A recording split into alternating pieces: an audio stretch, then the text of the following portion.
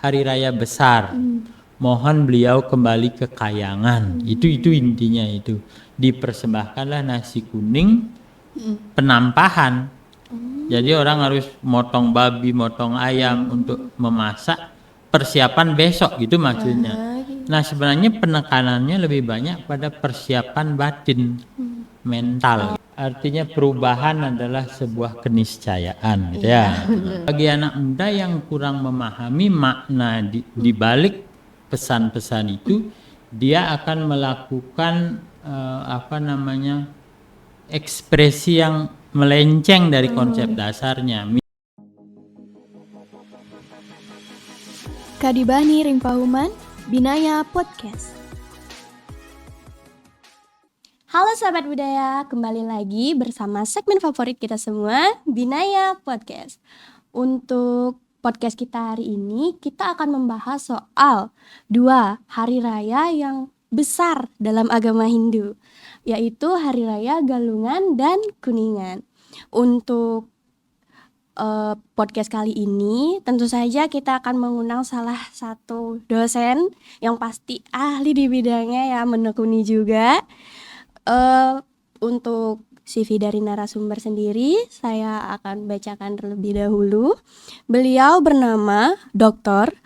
Andes Putu Sutama MS. Beliau merupakan salah satu dosen dari program studi sastra Bali. Beliau mengenyam pendidikan S1 Sastra Bali di Universitas Udayana, S2 Linguistik di Universitas Hasanuddin, dan S3 Linguistik juga di Universitas Udayana. Oke Bapak, mungkin Bapak bisa sapa dulu. Halo para pemirsa, Om Swastiastu. Kita jumpa untuk membahas satu tema yang sangat menarik hari ini. Iya betul. Oh ya Pak, sebelum kita ke pembahasan kita nih, saya dengar-dengar ada nih gelar Bapak yang satu belum dicantumin di sini nih Pak. Ya gelar itu bagi seorang akademisi. Iya benar. Seorang akademisi harus selalu belajar. Iya. Nah saya selain mengenyam pendidikan S1, S2, S3 itu rasanya belum cukup ya. Saya tambah lagi satu diploma tentang clinical hypnotherapy, belajar tentang mind and technology. Jadi teknologi otak yaitu pikiran dan bahasa. Itu berarti kayak mirip-mirip psikologi itu ya Pak ya? Ya, mirip-mirip. Mirip. Bapak emang dari dulu gitu suka yang mungkin karena apa gitu milih diploma ini nih selain yang gini? Kalau kata orang kan seorang yang berpendidikan selalu haus gitu akan ilmu. Nah karena saya mengajar di Fakultas Ilmu Budaya ini tentang bahasa, saya selalu penasaran bagaimana kehebatan atau keunikan sebuah bahasa. Di satu sisi tidak hanya sebagai alat komunikasi, ternyata bahasa itu bisa menjadi alat terapi atau pengobatan. Kalau ada orang sakit pikiran, sakit mental itu obatnya bukanlah pil atau obat-obatan kimia, tetapi bisa diobati dengan terapi klinis, yaitu mengungkapkan rahasia apa yang terpendam dalam pikiran.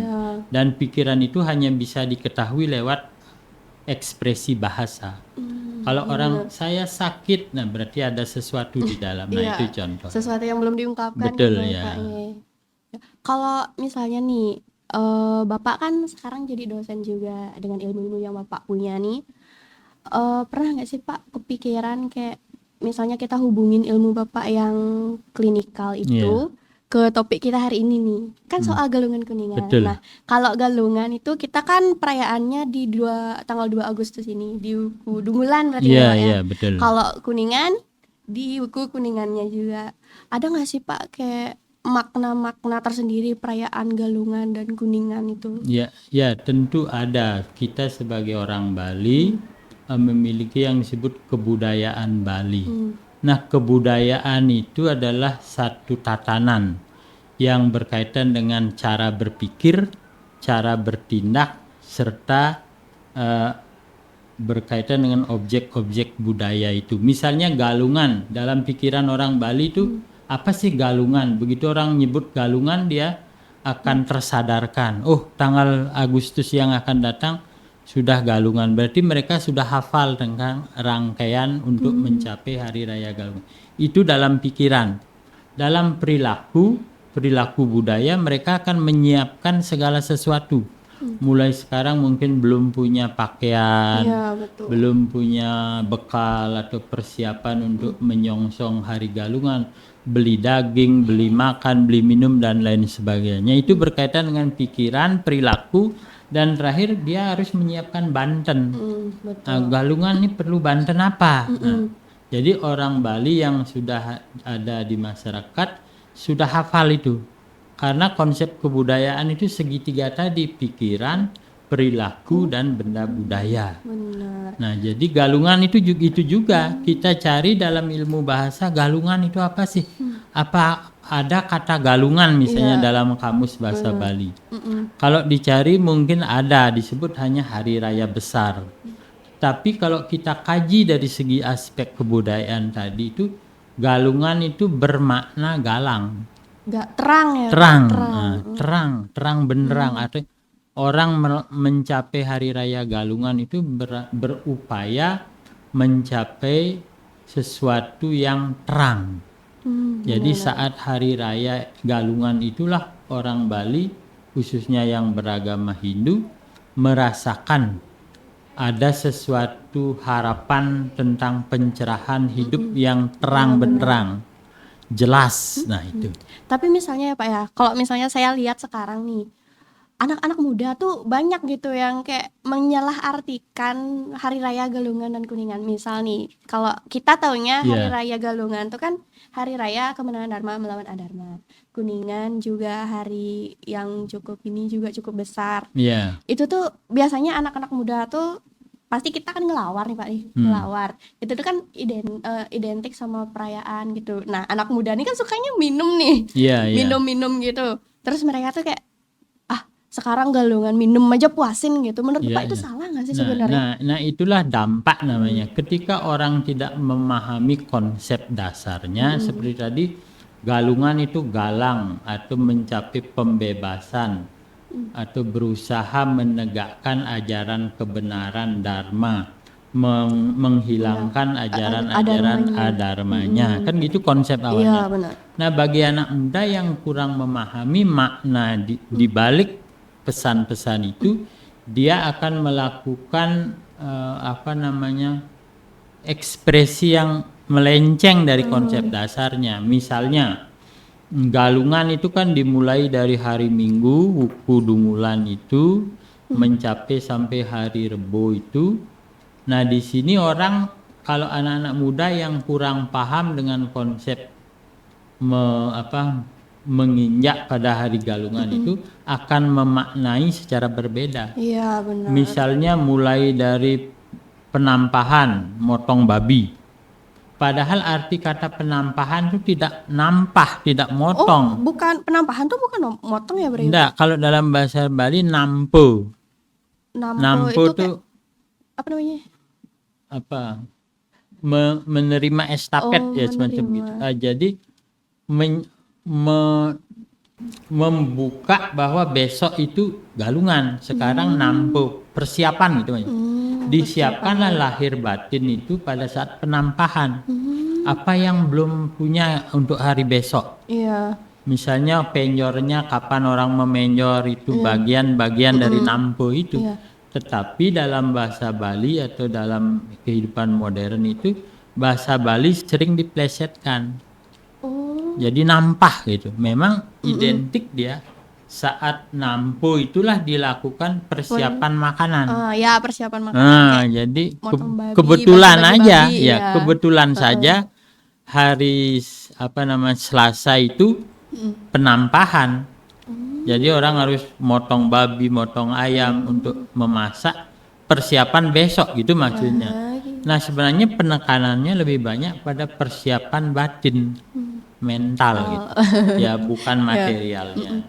Emang banyak nggak sih Pak kalau misalnya kita lihat di Bali itu dari awal persiapan gitu sampai ke hari H itu tuh benar-benar kayak nguras biaya gitu ya Pak, belum buat gebogan, buat banten. Ya, betul. Beli babinya gitu. Menurut Ya, Bapak artinya di zaman modern ini kan identik dengan ekonomi gitu Iya, ya. benar. Modern itu kan dinilai dari seberapa banyak orang mampu menguasai aspek-aspek ekonomi.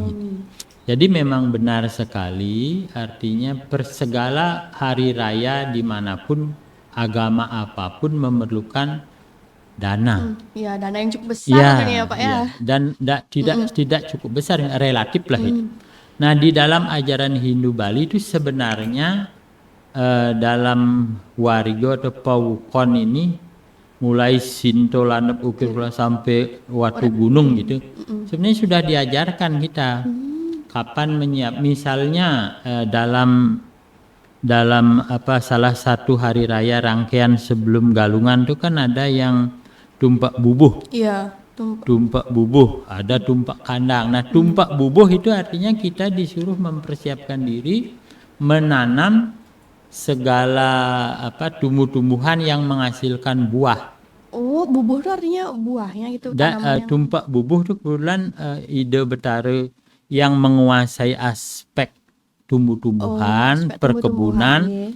Dewa Sangkara itu suka dengan bubur. Jadi dipersembahkan bubur, dimohonkan agar beliau memberikan kehidupan pada tumbuh-tumbuhan yang baik, subur, sehingga menghasilkan buah untuk dipersembahkan kembali pada hari raya Galungan.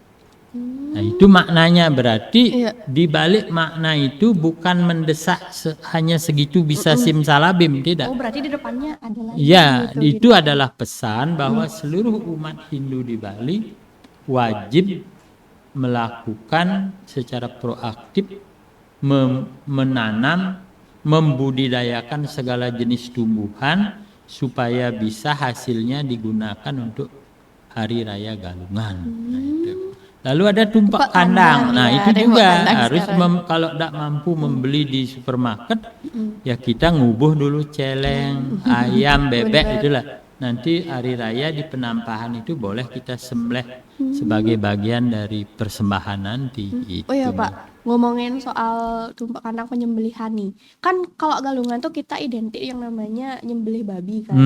Kalau di Kuningan tuh kita buat nasi kuning. Ya. Nah, kalau itu tuh emang harus Pak atau kayak sembelihnya boleh berupa ayam gitu? Dan kenapa kalau Galungan tuh identiknya tuh babi gitu loh? Ya betul. Nah, itulah karena orang Bali juga identik dengan memelihara babi karena tumpak kandang tadi.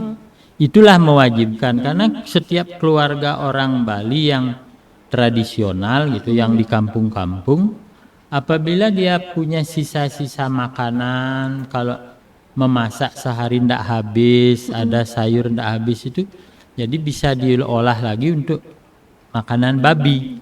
Jadi itu cara beternak yang paling efektif dan efisien bagi masyarakat Hindu Bali tradisional. Kalau sengaja beternak babi, mungkin harus perlu biaya dia, pakan ternaknya berapa. Nah, kalau sistem tradisional ini mengajarkan setiap rumah tangga di Bali, khususnya bagi umat Hindu, dia wajib punya kandang. Siapa yang mewajibkan itu tadi? Tumpak itu, kandang sapi, kandang ayam, kandang bebek itu tidak dibuat secara profesional gitu artinya. Jadi cukup secara amatiran gitu, cukup dikasih tebeng sedikit, masukkan babi di sana, sisa-sisa makanannya dikasih itu. Tak terasa dalam waktu 6 bulan babinya besar. Oh iya, benar. Atau dikadaskan, kalau kita punya uang sedikit beli bibit babi, suruh keluarga, kerabat kita atau tetangga kita untuk pelihara itu. Nanti ketika menjelang Galungan, tahu-taunya sudah. Oh iya. Tapi ada juga nggak sih Pak yang kayak mereka tuh buat seke gitu waktu Galungan? Nah, itu nanti perayaan Galungan itu karena satu ekor babi terlalu banyak untuk satu keluarga. Bisa sering ada namanya seke mepatung. Jadi satu ekor babi itu dibagi 4 misalnya harganya 1 juta. Yuk kita patungan beli 1 ekor, kita bagi 4 dagingnya. Nah, itu. Kalau Bapak ikut seke nggak nih Pak? Ya, semua orang Bali biasanya seke. Kalau Bapak biasanya waktu galungan tuh berapa sih beli dagingnya, Pak? Kalau saya kebetulan tidak makan daging babi, Oh. semi vegetarian gitu Oh, ya. vegetarian. Ya cukup daging ayam gitu atau daging bebek saja. Nah, dan itu pun karena kita menghindari ahimsa, takut membunuh misalnya, tinggal beli di supermarket sudah ada. Nah itu. Kalau Kuningan sendiri gimana nih, Pak? Ya, Dagingnya, nah Pak? tadi itu belum saya luruskan lagi. Kenapa orang identik motong babi? Nah, ajaran Hindu di Bali, khususnya ajaran Siwa Buddha, ada salah satu Buto Dungulan, Buto Galungan itu menginginkan persembahan daging babi. Sehingga daging babi itu disembelih, dipotong. Lalu seringkali bagian ekornya itu, pantat dan ekor itu dipersembahkan kepada ya Buto Galungan itu. Oh, itu waktu nyembelihnya berarti masih keadaan mentah ya, Pak? Iya, Keadaan mentah. iya, keadaan mentah. Nah, lalu kaitan dengan Kuningan, mengapa Kuningannya nasi nih. kuning? Iya, kenapa nasi kuning? Nah, itu gitu? bahasa Bali itu seringkali menjadi bias maknanya. Misalnya tadi saya bilang apa, galungan. Sebenarnya galang artinya kan. Iya, galang. Kalau galungnya ya Buto Galungan, Buto Dungulan, Buto Galungan, Buto Amangkurat. Nah, itu yang kata mitos-mitos itu, atau dalam referensinya kita tuh menaklukkan 3 buto yang ada dalam diri sebenarnya. Sifat-sifat satwika, rajasika, tamasika itu kita kalahkan untuk mencapai Tuhan. Kalau masih kita diikat oleh keinginan ini, buto-buto ini, seperti tadi anak muda mestinya persiapan untuk ya, lalu minum-minum atau main judi sampai pagi, bahkan hari raya tuh masih nyambung dia. Tidak sempat sembahyang. Banyak ini fenomena seperti itu gitu ya. Nah, inilah yang perlu disadarkan buat generasi muda kita supaya memahami ide dasarnya, kemudian perilakunya bagaimana, dan apa yang harus berkaitan dengan pikiran, perilaku, dan hari raya itu sendiri. Intinya hari raya besar itu adalah berkaitan dengan pembagian waktu, penguasaan waktu. Karena salah satu kitab menyebutkan dalam Bhagavad Gita, kalau saya tidak lupa itu, Tuhan itu mengklaim dirinya, aku adalah waktu. Nah, jadi sasi sinto landep ukir kulantir itu adalah wuku. Wuku itu artinya ruas, kayak bambu. Jadi ruas. Nah, waktu pun berupa ruas-ruas. Waktu paling kecil itu adalah menit. Di atas menit jam. Di atas hari. Senin, Selasa itu adalah pembagian waktu saja. Lalu bulan, di atas hari ada bulan, tahun dan seterusnya. Nah, galungan juga adalah bagian dari waktu terpenting dalam itu tadi, dalam buku itu. Ya, mungkin kalau ada yang ingin mendalami itu, ada namanya cerita atau bukan mitos ya, legenda ya, mirip itu, legenda mitos tentang Dewi Sinta Kasih memiliki seorang anak namanya Watu Gunung, serakah sekali, bahkan dia ingin bercinta dengan ibunya, lalu dia bercita-cita menikahi istrinya Dewa Wisnu, istrinya Tuhan. Dengan berbagai kekuatannya dia ingin menaklukkan Dewa Wisnu untuk memperistri istrinya Dewa Wisnu. Tapi, berarti Watu Gunung itu termasuk sakti juga ya? Iya, orang sakti ya, namanya Watu Gunung. Nanti salah satu terakhir, wuku terakhir itu Watu Gunung, yang di depan Sinto landep ukir, yang Sinto itu ibunya. Nah, itu. Tapi karena kecongkakannya dibunuhlah oleh Dewa Wisnu karena menginginkan istrinya dijadikan istri. Ditembaklah sang Watu Gunung, apabila di laut jatuhnya tidak akan ada hujan lebat. Tapi kalau Watu Gunung runtuh itu di darat, akan menghasilkan hujan lebat dan banjir. Nah, itu kehebatan sang Watu Gunung. Oh, jadi ada legenda tersendiri ada ya soal tentang itu, Lulut ya? itu ya. Kalau misalnya nih Pak ya, kan udah ada nih yang tadi Bapak jelasin juga soal legenda yang gitu Ya. tuh. Kan kebanyakan nih kita tuh dulu nilai-nilai esensial dari Galungan Kuningan tuh masih tradisional tuh, Ya. masih kayak pekat banget gitu. Betul. Terus kita beralih ke zaman modern yang sekarang. Hmm. Menurut Bapak ada nggak sih kayak nilai-nilai yang kayak udah terhapus gitu, ada konflik segala apa gitu yang Ya, bertentangan ya, ya. antara pas tradisional sama pas modern Ya, gitu? bagus sekali pertanyaannya. Tapi sebelum itu saya tadi lupa menjawab tentang Kuningan itu. Iya, Kuningan lagi Kuningan satu. itu identik membuat atau mempersembahkan nasi kuning. Jadi Kuningan itu kata dasarnya bahasa Bali uning gitu ya, uning. Tahu Ya, unik. uning tahu. Kekuningan, keuningan. Nah, jadi rangkaian terakhir daripada Hari Raya Galungan itu namanya Kuningan.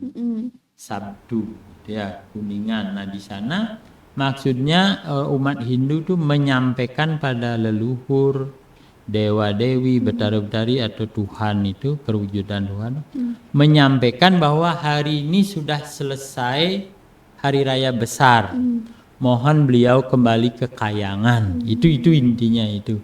Dipersembahkanlah nasi kuning, lalu ada upakara Banten-Bantennya kayak endongan, itu ada bekal-bekal untuk beliau pergi ke kayangan lah, atau leluhur ke alamnya yang sesuai dengan tempatnya. Nah, itu makna hari raya Kuningan. Keuningan gitu. Disampaikan bahwa sudah berakhir, tengah hari berakhir. Kalau hari raya Kuningan tidak boleh melebihi dari tengah hari acara persembahyangannya. Kalau sudah sore, matahari juga sudah redup, tidak menarik itu. Nah, kata kuning juga atau kata galungan ini mirip sebenarnya. Terang itu agak apa, di satu sisi orang mengatakan putih ya. Iya, terang, kalau terang putih. Kalau Kelihatan kuning, jelas gitu. kuning itu lebih menarik gitu sebenarnya daripada putih itu. Nah, kalau dilihat dari simbolisasi ketuhanan teologi, dewata yang menggunakan pakaian kuning emas itu Narayana, Tuhan. Nama lain Tuhan di Bali kan banyak, ada yang menyebut Narayana seperti Trisanyo, Om Narayana Ewedam Saro, ada yang menyebut Sang Yang Widi. Jadi busana beliau tuh kuning keemasan seperti ini. Itu juga menyimbolkan kata terang, galang itu gitu. Kita mencapai kemenangan di hari raya Galungan tuh, selain apa yang saya jelaskan tadi, ada referensi yang mengatakan simbol Dewa Dharma itu kuning juga. Simbol beliau kuning. Ya kayak kita FIB ini kuning. Gitu ya. Nah itu. Jadi ada makna di balik itu. Selain bermakna terang, galang, baik, benar, juga bermakna kesuburan, kemakmuran. Oh, jadi kuning tuh termasuk warna-warna subur. Ya, kemakmuran, karena simbolnya tadi Tuhan Wisnu itu kan Brahma, Wisnu, Siwa, pemelihara, pencipta, pemelihara, pelebur. Nah, pemelihara itu kan harus memelihara kemakmuran. Jadi itu makna. Sebenarnya secara linguistik atau ilmu bahasa sangat sederhana maknanya itu, bahwa galungan itu bermakna galang, terang, karena manusia mencapai sebuah satu siklus kehidupan yang optimis gitu, menyongsong masa depan, disimbolkan terang. Kalau pikiran kita terang kan enak. Iya, benar. Cari duit gampang karena terang apa aja pikiran. masuk gitu. Nah, begitu. Kalau pikiran gelap ya tidak akan ada gunanya juga. Nah, tujuan pengetahuan juga mencapai pembebasan, dalam arti terang itu, tujuan kita terang itu, begitu. Nah, terus tadi pertanyaan berikutnya, ada enggak dampak-dampak negatif gitu ya? Soalnya kan yang dari tradisional ke modern pasti berubah gitu, banyak makna pertama, yang kayak tadi. rumusnya artinya perubahan adalah sebuah keniscayaan gitu ya. Nah, lalu perubahan dalam arti, dalam ilmu bahasa kita mengenal makna itu berganti, berubah, penyempitan, perluasan. Nah, mungkin di sana letaknya. Generasi muda dalam memaknai galungan ini mungkin harus punya mobil baru, motor baru, baju baru. Ikutin tren. Nah, gitu. Mungkin di sana dia. Iya. Jadi kalau esensinya tidak akan berubah itu, karena orang Hindu mengajarkan tradisi itu lewat perbuatan mulia.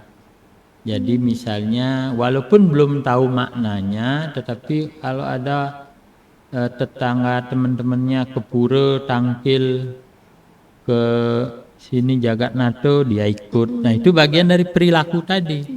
Walaupun belum tahu konsepnya, seiring waktu, umur, nanti tuntutan keluarga, dia otomatis akan belajar. Akan tahu gitu ya. Akan Pak, tahu ya, pasti. ini. Memang sepelenya nampak celeng, ayo ikut ngelawar, nyate ikut. Iya. Kalau Bapak dulu pas muda gimana Pak? Ya, Ininya sama. pandangannya soal Ya gini. karena gini, budaya inti orang Bali itu pada adat, agama, dreste, awik. Dreste ini yang tidak bisa kita lupakan. Dreste mebat, dreste nyate, dreste minum. Terus Iya. Nah, hanya saja saya pesankan boleh saja minum gitu ya, tapi satu minum minuman yang sehat.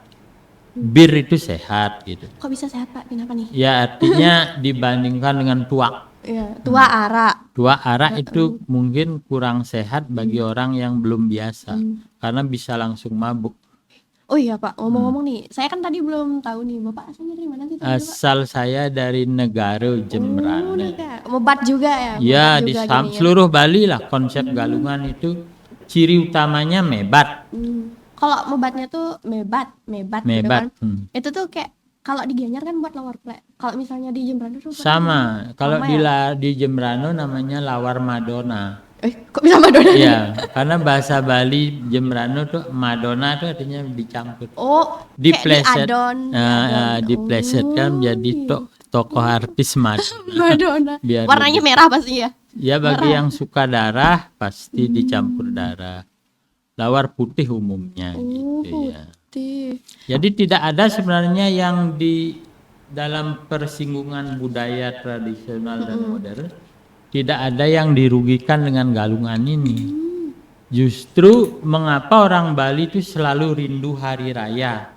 Karena mereka belum menemukan pemaknaan atau konsep yang benar sesuai dengan umur mereka. Jadi beranjak ya. umur makin tahu, makin Nah, tahu, coba makin tahu. ya. Iya. Siapa kadek? Saya Putu, Pak. Nah, misalnya Putu pasti selalu semangat kalau datangnya hari raya kan? Iya, semangat sih, Pak. Nah, gitu. Padahal sampai hari raya kadang-kadang kita kehilangan itu lagi. Mood kita mungkin Mood, pas iya jelek. benar. Pas awal-awal tuh udah kayak besok galungan, mau Ya. makan enak Nah, nih gitu. itu cirinya Iya, orang benar. ingin memperoleh pemaknaan baru. Iya. Jadi setiap hari raya kok semangat kita bikin penyor semangat, mebat semangat. Iya. Begitu pas hari raya teler. Wah, tunggu lagi galungan berikutnya. Itu cirinya. Telernya menurut saya tuh gara-gara kebanyakan makan. Nah, Pak. bisa Habis juga. makan malas gitu. Ya, kenyangan. Kayak Iya, babi jadinya. bener. Babi itu balas dendam. Babi balas dendam. Terus gini Pak, kalau misalnya nih saya sebagai cewek nih, kan kalau cewek biasanya pasti identik sama yang namanya metanding gitu. Iya, iya. Apalagi tandingannya banyak di galungan kuningan Iya, tuh. betul. Nah, terus saya dapat nih pertanyaan Pak, kalau dari agama lain sih sebenarnya teman saya yang dari agama lain, kalau misalnya nih kamu kan udah ngerayain hari raya, itu kan pasti banten-bantennya banyak, apalagi pakai janur gitu. Iya, iya. Terus Nah, pertanyaannya, Terus itu tuh dikaitin lagi sama ada piodalan waktu itu, sembahyang di pura, mungkin kayak galungan ada yang kayak piodalan di pura panti masing-masing. betul. Itu kan sampahnya banyak. Iya. Terus kamu tuh perlu bahan juga banyak. Itu nggak ngerusak lingkungan nggak sih sebenarnya? Nah, Iya. digituin Pak. Ya kalau dipaksakan untuk dinilai hari raya itu negatif, boleh saja dari satu aspek. Iya. Tetapi tadi pertanyaan awal, wanita identik dengan metanding. Iya. Nah, salah satu ajaran Hindu Bali itu menyebutkan kalau sebuah keluarga tidak punya keturunan cewek, itu ada masalah dalam melakukan persembahan. Masa nak muani metanding tidak mungkin, itu Oh contoh. iya. Nah, itu sebuah keuntungan itu bagi satu keluarga yang punya anak cewek, karena tidak terputus yadnya itu. Ya, Tapi jadi kalau misalnya saya gini ini ya Pak, misalnya saya kan dari Tabanan nih. Orang Tabanan tuh dibilang dah, oh cewek-cewek aja banyak di sini nyari sentana gitu. Saya pikir kayak yang penting tuh, oh yang penting di keluarga tuh cowok ya ternyata gitu nah jadinya. itu sudut pandang lain lagi berkaitan dengan kekerabatan itu. Kalau di Bali itu puruse. Puruse itu tidak hanya laki, tetapi bisa perempuan. Jadi kepala keluarga di Bali, di Indonesia kan ada yang patrilineal tuh harus laki. Matrilineal seperti di Minang harus perempuan. Yang bi ini apa menganut dua asas ini bisa laki perempuan kayak Jawa misalnya. Nah kalau di Bali putu bisa jadi puruse. Karena tidak ada laki-laki di rumah harus ya, mengangkat atau meminang cowok dijadikan puruse. Puruse artinya secara simbolik. Tapi yang puruse ya tetap putu gitu. Gitu. Kalau yang soal sampahnya nih Pak, Nah kita itu lanjutin sampah sekarang. itu sebuah logika yang sangat sederhana aja. Artinya karena banyaknya material yang digunakan dalam setiap upakara di Bali, bahan upakara itu material. Nah itu harus dikembalikan pada siklusnya. Makanya orang Bali atau puro-puro di Bali mengenal Trimandala, utama, madya, jaba, pelemahan, pewongan, dan satu ya tempat itu, tempat pembuangan sampah. Jadi otomatis sudah dibuatkan, orang Bali sudah mempersiapkan itu. Nah hanya saja budaya modern seringkali abai dengan itu, dengan yang tradisional. Konsepnya sudah ada. Jadi tempat sampah sudah disediakan di setiap puro. Atau di rumah tuh kita buat lubang besar biasanya di tebo itu. Lalu ditimbun kembali dia untuk menyuburkan tanah kembali. Siklusnya tidak ada yang dilanggar sebenarnya. Saya juga sebenarnya agak bingung tuh soal itu Pak. Karena ya kan saya biasanya ke pura nih. Ke pura, Galungan mungkin cuma di wilayah desa aja gitu. Tapi Kuningan tuh saya ada keluar ke Mas gitu kan. Betul. Nah itu kan banyak banget nih yang namanya sampah canang kayak gitu tuh. Saya bingung juga. Ini nanti dibuang di mana ya, banyak banget gitu. Nah itulah yang Pak jelaskan tadi, itu siklusnya dalam konsep agama Hindu sudah ada. Trimandala ya utama, madya, jabo. Di jabo itu biasanya berkaitan dengan perayangan, pewongan, pelemahan itu untuk membuang itu, mendaur ulang, bukan membuang sebenarnya. Kalau dibuang kan sembarang, di kali gitu. Kalau konsep Hindu sudah ada tebonya, makanya setiap pura atau rumah tangga pasti punya tebo. Di sana tidak dibuang secara acak, tetapi ditanam, ditimbun kembali, nanti dia mengalami siklus sendiri. Berarti kayak buat pupuk gitu ya? Nah begitu alami. Ya. Dinanam pisang di atas itu subur dah. Begitu. Jadi kayak kita tuh banyak ternyata ya Pak salah mengartikan, banyak gitu, banyak ketidaktahuan. Ya belum menggali nilai-nilai budaya yang ada di wilayah kita. Tugas generasi muda di sini menggali gitu ya. Menggali lebih dalam, gitu, mempelajari. Seperti pertanyaan Putu tadi, ini kemana nih dibawa? Nah itu kan pertanyaan awal itu. Coba ditelusuri, tanya pemangkunya, tanya bendesa adatnya, nanti dibawa kemana gitu misalnya. Nah, pasti ada jawabannya. Gitu. Terus ini Pak, ini mungkin pertanyaan yang agak religius dikit ya Pak ya, karena jujur dari saya sendiri juga mempertanyakan ini setiap hari raya. Nah ada orang yang bilang kalau misalnya kita hari raya tuh, kita tuh yang mana sih duluan Pak? Yang kan ada yang namanya tuh kayak berdasarkan menghaturkan sesuatu secara tulus ikhlas, gitu kan, sebutannya tulus ikhlas. Tapi kita tuh juga pakai bantan, itu kan pakai dana. Mana yang harus kita dulukan terlebih dahulu, itu tuh dananya atau keikhlasannya? Ya, dana itu berupa uang, punya itu berupa benda. Makanya dalam Hindu dikenal konsep dano punyo, tetapi diartikan medano punyo itu nyumbang uang. Nyumbang uang ya. Nah, dalam konsep religi Hindu kita sudah diberikan petunjuk oleh kitab suci untuk melakukan persembahan. Ada konsep namanya itu puspam gandem palem patrem. Nah, jadi kita kalau tidak memiliki uang yang banyak, tidak memiliki modal yang cukup untuk membuat persembahan itu, bisa diganti dengan itu puspem, bunga saja. Setangkai bunga boleh. Lalu palem, buah. Sebiji buah boleh. Sehelai daun boleh. Setitik air boleh, artinya semangkok air. Beliau menerima apabila kita memang betul-betul dalam keadaan tidak memiliki kekuatan dana. Tetapi kalau orang kaya berbuat seperti itu kan aneh. Iya benar. Nah, itulah rasa itu dalam Hindu Bali itu dikenal rasa. Masa seorang pejabat gitu misalnya medano punya 1.000 rupiah, di mana rasa? Nah itu rasanya ya. Rasa gitu. Kepada orang tua nanti putu kalau sudah tamat kuliah bekerja tidak ingat pada orang tua, di mana rasa? Ya, nah itu contoh. Nah dalam yadnya juga begitu, rasa bakti kita.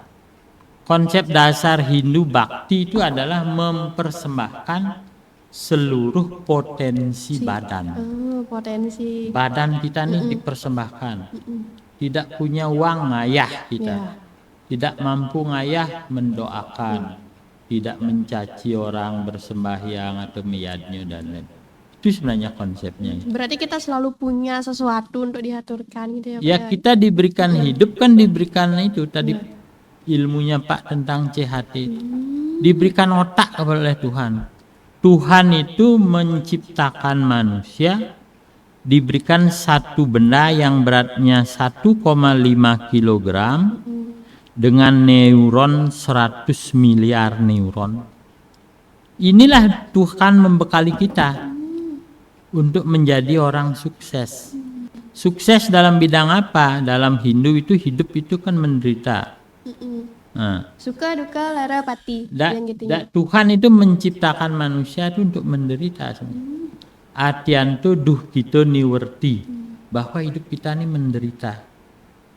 Nah, untuk tujuan hidup melenyapkan derita. Inilah bekalnya.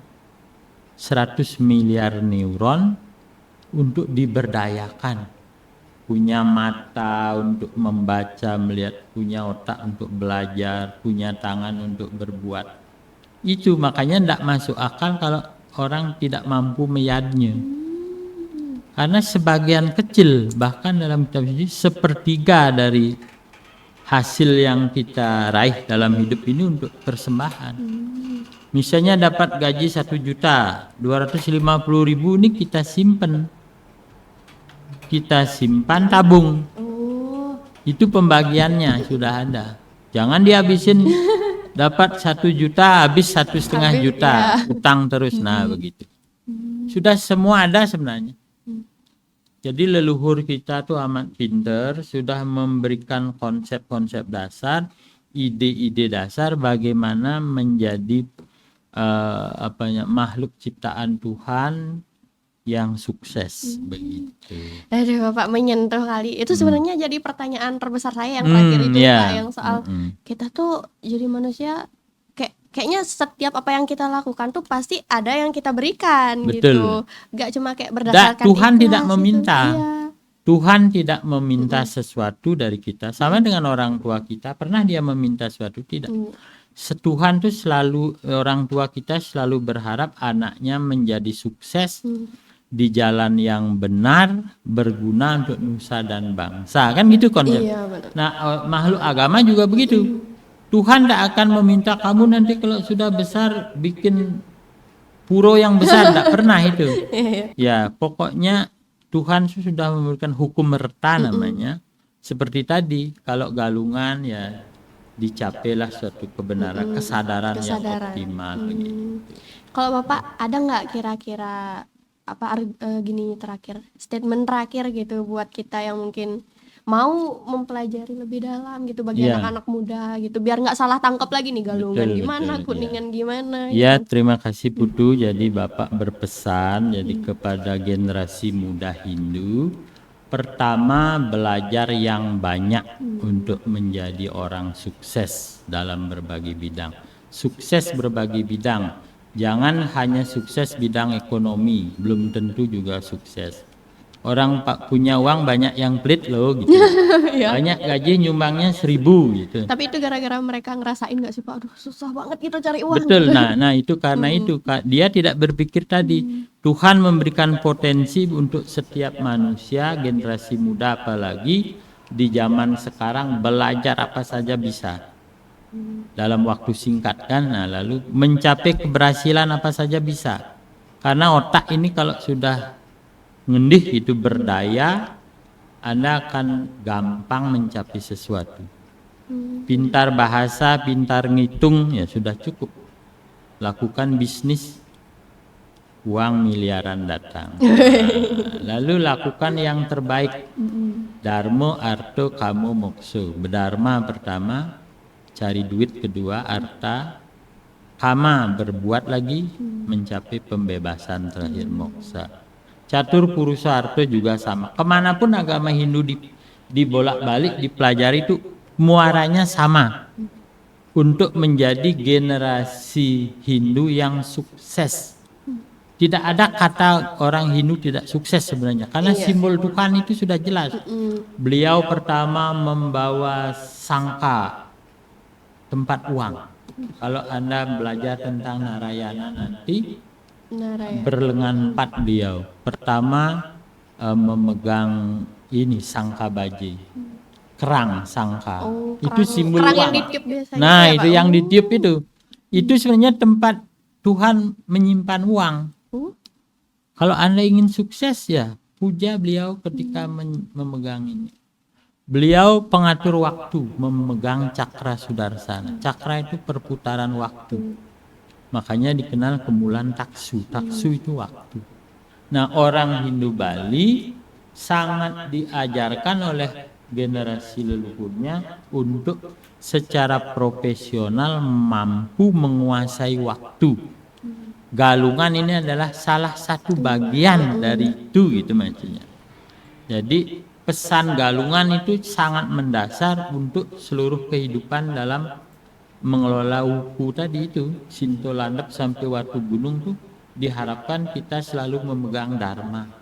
Karena kan sudah menang di hari raya. Jadi dharma itu dihidupkan setiap hari, setiap saat, baru bisa berbuat untuk mencapai harta. Jadi Tuhan itu akan sangat sayang kepada umatnya yang memegang teguh dharma. Coba nanti bandingkan Anda melakukan bisnis didasari dengan perilaku arogan, serakah dibandingkan berperilaku dharma, mana hasilnya lebih baik? Silahkan dicoba. Nanti Putu mencoba ya. Pasti yang dharma lebih unggul. Iya. Terima kasih banget Pak untuk ilmu yang diberikan pada siang hari ini untuk kami juga buat Hari Raya Galungan besok, biar kita tuh nggak salah paham lagi loh teman-teman, antara arti galungan kuningan gimana, nilai-nilainya gimana pantasnya. Betul. Dan salah satu yang paling dikangen Bapak, seiring usia gitu, kita bakalan tahu lagi nilai-nilai yang lain gitu. Jadi sekian podcast kita untuk hari ini. Ketemu lagi di podcast berikutnya. Dadah. Om Santi Santi Santi.